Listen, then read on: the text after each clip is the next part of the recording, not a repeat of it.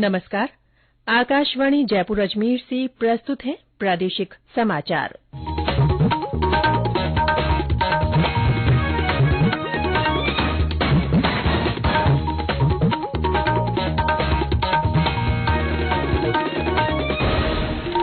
मुख्य समाचार। केंद्र ने अंतर्राष्ट्रीय स्तर पर कोविड के बढ़ते मामलों को देखते हुए राज्यों से पॉजिटिव मामलों की जीनोम सीक्वेंसिंग कराने को कहा। स्वास्थ्य मंत्री आज कोविड स्थिति को लेकर उच्च स्तरीय बैठक करेंगे।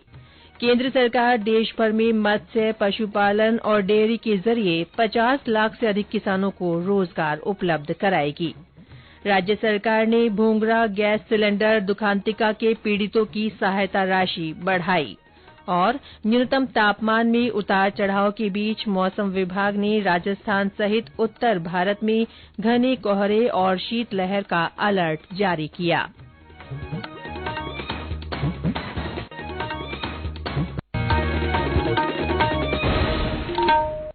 समाचारों के साथ मैं रितिका गुप्ता। और अब समाचार विस्तार से। केंद्र सरकार ने अंतर्राष्ट्रीय स्तर पर कोविड के बढ़ते मामलों को देखते हुए राज्यों और केंद्र शासित प्रदेशों से पॉजिटिव नमूनों की अधिक संख्या में जीनोम सीक्वेंसिंग कराने को कहा है। केंद्रीय स्वास्थ्य सचिव राजेश भूषण ने मुख्य सचिवों और स्वास्थ्य सचिवों को इस आशय का पत्र लिखा है। उन्होंने सभी राज्यों को यह सुनिश्चित करने को कहा है कि सभी पॉजिटिव मामलों को जहां तक संभव हो दैनिक आधार पर जीनोम सीक्वेंसिंग के लिए निर्धारित प्रयोगशालाओं को भेजा जाना चाहिए। स्वास्थ्य सचिव ने कहा कि जांच, रोगियों का पता लगाने, उपचार, टीकाकरण और कोविड अनुकूल व्यवहार का पालन करने से कोविड-19 संक्रमण के प्रसार को रोका जा सकता है। गौरतलब है कि चीन, जापान, अमेरिका, कोरिया और ब्राजील में पिछले कुछ दिनों से कोरोना के मामले लगातार सामने आ रहे हैं। देश में एक सप्ताह में लगभग 1200 कोविड मामले दर्ज किए गए हैं। इस बीच केंद्रीय स्वास्थ्य मंत्री डॉ मनसुख मांडविया की अध्यक्षता में देश में कोविड की स्थिति की समीक्षा के लिए आज उच्च स्तरीय बैठक होगी। इससे पहले कल आकाशवाणी से विशेष बातचीत में श्री मांडविया ने देश में 220 करोड़ कोविड टीके लगाए जाने को बड़ी उपलब्धि बताया।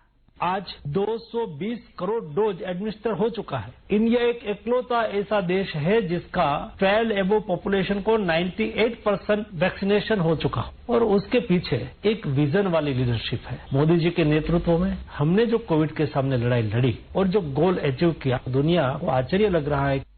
केंद्र सरकार ने कहा है कि देश में रूफ टॉप सोलर क्षमता बढ़ाने के लिए कई कदम उठाए गए हैं। नवीन और नवीकरणीय ऊर्जा मंत्री आरके सिंह ने कहा है कि सरकार ने रूफ टॉप सोलर प्रणाली के लिए राष्ट्रीय पोर्टल शुरू किया है। इसके जरिए देश के किसी भाग से रिहायशी उपभोक्ता रूफ टॉप सोलर लगवाने के लिए आवेदन कर सकते हैं।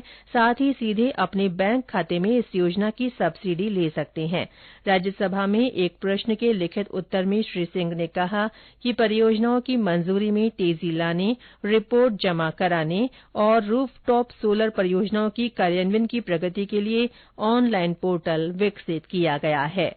केंद्र सरकार देश भर में मत्स्य, पशुपालन और डेयरी के जरिए 50 लाख से अधिक किसानों को रोजगार उपलब्ध कराएगी। मत्स्य, पशुपालन और डेयरी राज्य मंत्री संजीव बालियान ने नई दिल्ली में बताया कि मंत्रालय युवाओं को स्वरोजगार उपलब्ध कराने और आत्मनिर्भर बनाने के लिए कई कदम उठा रहा है। श्री बालियान ने कहा कि राष्ट्रीय गोकुल मिशन के तहत गाय, भैंस, सुअर, मुर्गे, मुर्गियां और बकरी प्रजनन फार्म तथा परिरक्षित चारा बनाने की इकाइयां 50 लाख रुपए से 4 करोड़ रुपए की सब्सिडी ले सकते हैं। 50% सब्सिडी केंद्र सरकार देगी। देश में मोटे अनाज को प्रोत्साहन देने के लिए कल संसद भवन में प्रधानमंत्री नरेंद्र मोदी और अन्य नेताओं ने मोटे अनाज से बने व्यंजनों का स्वाद चखा। 2023 को अंतर्राष्ट्रीय मोटा अनाज वर्ष के रूप में मनाने की तैयारी के रूप में नेताओं को मोटे अनाज से बने व्यंजन परोसे गए। प्रधानमंत्री ने ट्वीट कर कहा कि दोपहर भोज में विभिन्न राजनीतिक दलों की भागीदारी देखकर उन्हें प्रसन्नता हुई।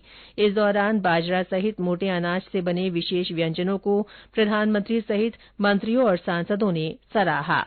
बाजरे के व्यंजन बनाने के लिए कृषि राज्य मंत्री कैलाश चौधरी के मार्गदर्शन में बाड़मेर से विशेष टीम संसद आई थी। श्री चौधरी ने प्रधानमंत्री और केंद्रीय मंत्रिपरिषद के सदस्यों को बाजरे के गुणों से अवगत कराया और राजस्थान में इसके महत्व के बारे में जानकारी दी।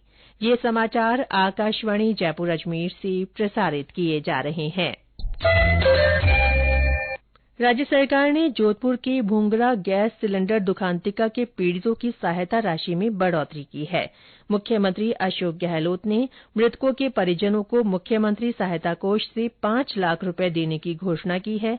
पूर्व में ये राशि 2 लाख रुपए थी। मुख्यमंत्री ने पीड़ित परिवारों को संबल प्रदान करने के लिए संविदा पर रोजगार देने के निर्देश भी दिए हैं। इस बीच राज्य सरकार ने जोधपुर के कीर्तिनगर और भूंगरा गांव में हुई दुर्घटना की प्रशासनिक जांच के लिए जोधपुर के संभागीय आयुक्त को जांच अधिकारी नियुक्त किया है। जांच अधिकारी अपनी रिपोर्ट 1 महीने में राज्य सरकार को प्रस्तुत करेंगे और भविष्य में ऐसी घटनाओं की पुनरावृत्ति रोकने के लिए सुझाव देंगे। प्रदेश में आज से वरिष्ठ अध्यापक प्रतियोगी परीक्षा 2022 का आयोजन किया जा रहा है। राजस्थान लोक सेवा आयोग की ओर से 28 जिलों में होने वाली ये परीक्षा 27 दिसंबर तक चलेगी। आयोग के सचिव HL अटल ने बताया कि सभी जिला मुख्यालयों पर परीक्षा के लिए नियंत्रण कक्ष बनाए गए हैं। 8 विषयों के तहत ये परीक्षा 9,760 पदों के लिए आयोजित की जा रही है। रेलवे सर्दी की छुट्टियों को देखते हुए बीकानेर बांद्रा टर्मिनस साप्ताहिक स्पेशल गाड़ी चलाएगा। ये गाड़ी 24 से 28 दिसंबर के बीच संचालित होगी। इधर अतिरिक्त यात्री भार को देखते हुए रेलवे 28 दिसंबर से अजमेर सोलापुर साप्ताहिक स्पेशल गाड़ी का संचालन भी करेगा। न्यूनतम तापमान में उतार चढ़ाव के बीच मौसम विभाग ने अगले 4 दिनों तक उत्तर भारत में घने कोहरे और शीतलहर का अलर्ट जारी किया है। विभाग ने उत्तरी राजस्थान सहित पंजाब, हिमाचल प्रदेश, हरियाणा, चंडीगढ़, दिल्ली और उत्तर प्रदेश के अधिकतर क्षेत्रों में घने कोहरे के कारण दृश्यता कम रहने का रेड अलर्ट जारी किया है। इन राज्यों में कल और परसों के लिए ऑरेंज अलर्ट जारी किया गया है। इस बीच राज्य के उत्तरी जिलों में आज भी कोहरा छाया रहा। सरहदी जिले श्रीगंगानगर और हनुमानगढ़ में कोहरे के कारण दृश्यता न्यूनतम रही।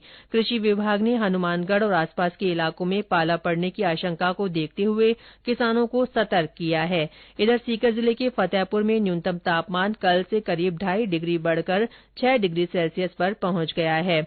हमारे चूरू संवाददाता ने बताया कि वहां कोहरे के साथ ही तेज ठंड ने जनजीवन को प्रभावित किया है। चूरू में आज कड़ाके की ठंड का असर है। रात का पारा नीचे चला गया है और सुबह से घना कोहरा छाया हुआ है, जिससे ठंड में और भी बढ़ोतरी हुई है। खुले में बसेरा करने वाले लोगों को काफी परेशानी हुई है। उनको सभी स्थल रेलवे स्टेशन, बस स्टैंड व पुलिया के नीचे जाकर शरण लेनी पड़ी। हालांकि रेल बसेरों का संचालन किया गया है, परंतु उसमें यात्रियों की आवक अधिक होने के कारण वहां पर उनको स्थान नहीं मिला। घने कोहरे से यातायात व्यवस्था पर पूरी तरह से प्रभाव पड़ा है। आज सुबह प्रातः चलने वाली ट्रेनें कुछ विलंब से पहुंची। कड़ाके की ठंड से आम जनजीवन पूरी तरह से प्रभावित हो गया है। शर्मा, आकाशवाणी समाचार चूरू। प्रधानमंत्री नरेंद्र मोदी इस महीने की 25 तारीख को आकाशवाणी से मन की बात कार्यक्रम में अपने विचार साझा करेंगे। ये इस मासिक रेडियो कार्यक्रम की 96वीं कड़ी होगी। प्रधानमंत्री ने लोगों से कार्यक्रम में शामिल किए जाने वाले विषयों के बारे में अपने सुझाव देने को कहा है। श्रोता नमो ऐप या माई जीओवी ओपन फोरम पर विचार भेज सकते हैं। टोल फ्री नंबर 1800-11-7800 पर डायल कर संदेश रिकॉर्ड कराए जा सकते हैं। फोन लाइनें 23 दिसंबर तक खुली रहेंगी। और अंत में मुख्य समाचार एक बार फिर। केंद्र ने अंतर्राष्ट्रीय स्तर पर कोविड के बढ़ते मामलों को देखते हुए राज्यों से पॉजिटिव मामलों की जीनोम सीक्वेंसिंग कराने को कहा है। स्वास्थ्य मंत्री मनसुख मांडविया आज कोविड स्थिति को लेकर उच्च स्तरीय बैठक करेंगे। केंद्र सरकार देश भर में मत्स्य, पशुपालन और डेयरी के जरिए 50 लाख से अधिक किसानों को रोजगार उपलब्ध कराएगी। राज्य सरकार ने भोंगरा गैस सिलेंडर दुखांतिका के पीड़ितों की सहायता राशि बढ़ाई।